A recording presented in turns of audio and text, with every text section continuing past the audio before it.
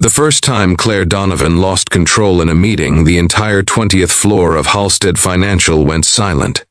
Papers trembled in her hands, her voice cracked, and across the long glass table, Nathan Cole realized with a jolt of horror that every subtle glance, every softened tone, every lingering pause over the past 6 months had been meant for him, and he had been too exhausted, too distracted, too afraid to see it.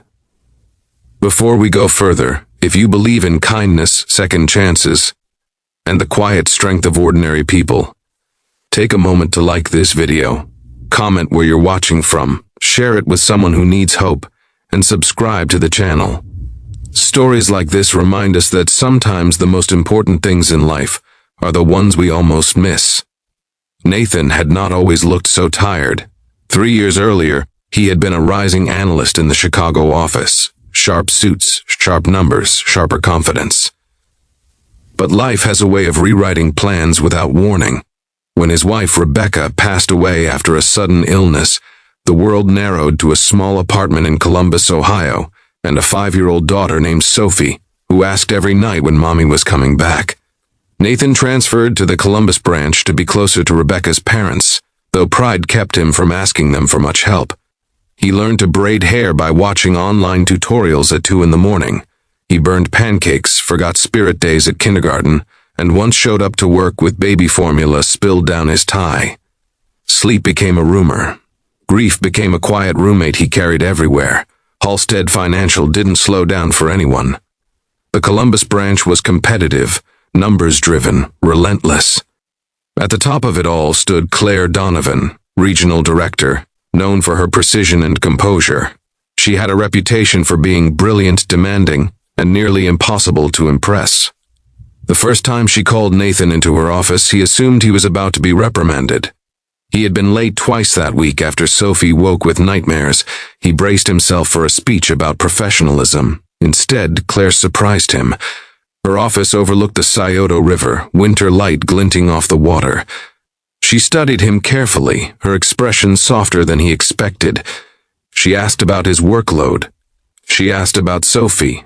She asked if he needed flexible hours. Nathan misread it completely.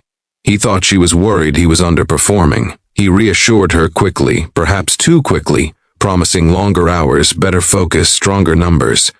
He insisted he was fine. Claire nodded, but something flickered in her eyes, something like disappointment. Over the following months, she continued to single him out, though not in ways anyone could accuse her of favoritism. She assigned him high-visibility projects. She invited him to strategy lunches. She lingered after meetings to ask how Sophie was adjusting to school. She once left a children's book on his desk with no note, only a small sticky tab marking a page about brave girls who face storms. Nathan interpreted it as mentorship. He convinced himself she saw potential in him, and he responded the only way he knew how, by working harder.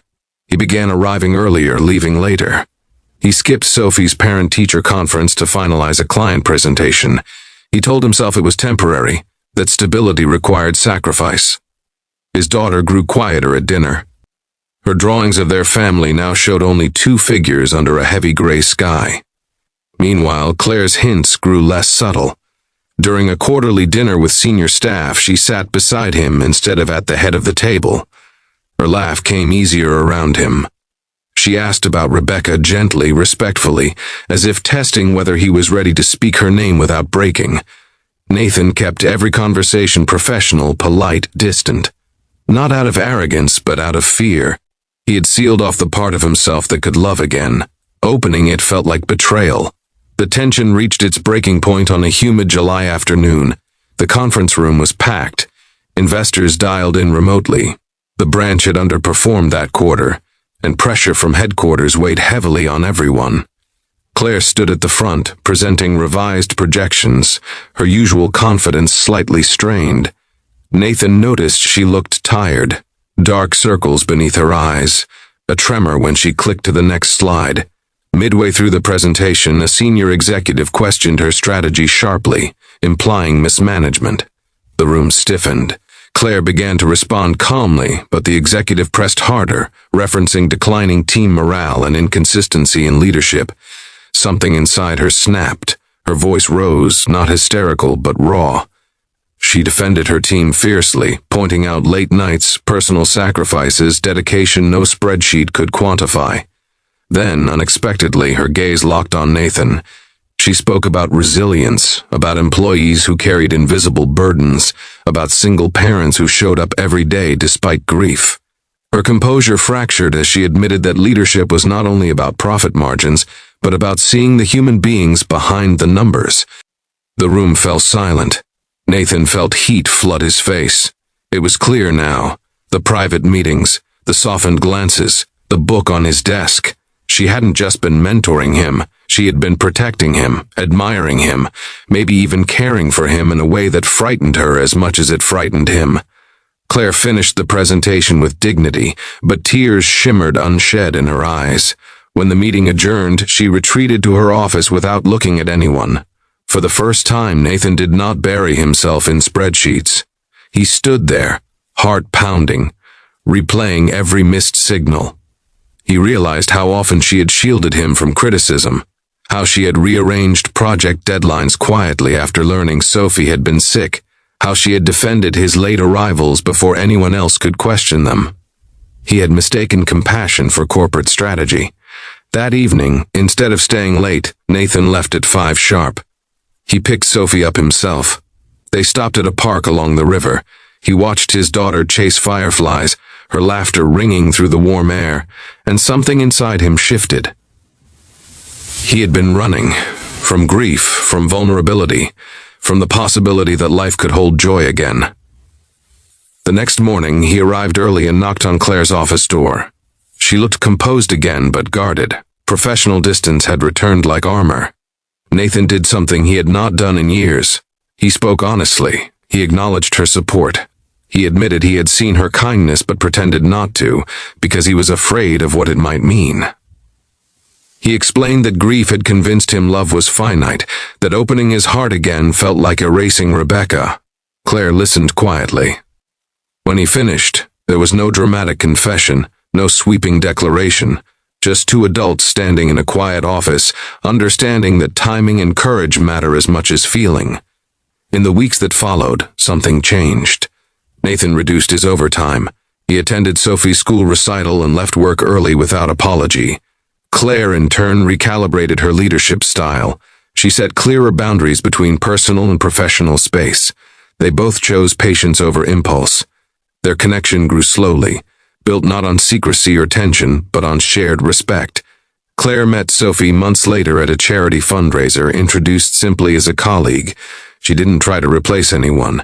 She knelt to Sophie's level and asked about her favorite books. It wasn't dramatic, it wasn't rushed, it was steady. The branch's performance improved as well, fueled by a culture Claire intentionally reshaped after that meeting. She implemented flexible scheduling for parents. She created mentorship programs focused on well-being as much as productivity. What had once been whispered compassion became official policy. Nathan learned that strength was not measured by how much pain you could carry alone. It was measured by the willingness to let others help shoulder it. One crisp autumn evening, nearly a year after that disastrous meeting, Nathan stood again by the Scioto River. Sophie skipped ahead, holding a pumpkin from a nearby festival. Claire walked beside him, not as his boss now, but as someone who had chosen to stand with him. He realized he had not betrayed Rebecca by allowing himself to heal. Love had not replaced his past, it had expanded his future. If this story has touched your heart, if you've ever been too afraid to see what kindness was offering you, take a moment to like, share, and subscribe. And before we end, leave a comment saying second chances matter if you believe healing is possible even after deep loss. Because sometimes, the moment someone loses control is the moment truth finally breaks free. Nathan almost missed it. Almost let fear convince him he didn't deserve more. But life, like that meeting room on the 20th floor, sometimes forces us to look up from our spreadsheets and see what's standing right in front of us. And when we do, everything changes.